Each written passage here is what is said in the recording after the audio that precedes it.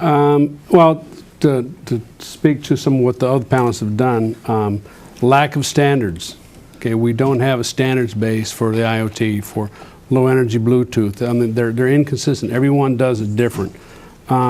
Identity of things. I need to know what those things are. So we have identity management in our space.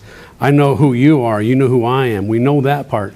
But when I put these unknown, these unmanaged sensors out into the field, how do I manage them? Identity of the things. Money. You heard me talk that earlier. Trust. This new data that I'm collecting, can I trust that data? Is my network safe? Do I have redundancy in that data so that I can do it? Too much data.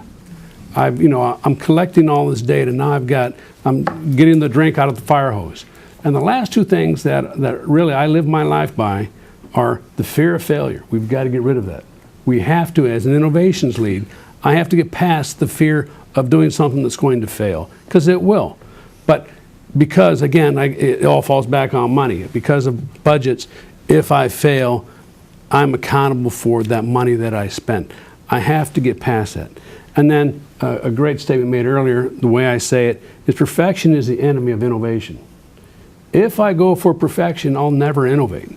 Mm-hmm. Because the best way to do business in that model is stay with what I have. Okay? But if I can get that 80% solution and build on it. We had a project I'm working with DISA right now, and one of the questions they asked was, Rick, you're already improving a process, we haven't even started yet. And I said, no, I'm building in a process to better the process that we're starting. Because I was already talking about the first change release we're going to have in 90 days. Lessons learned. And they didn't know how to do that because we hadn't deployed it. Right. Excellent points.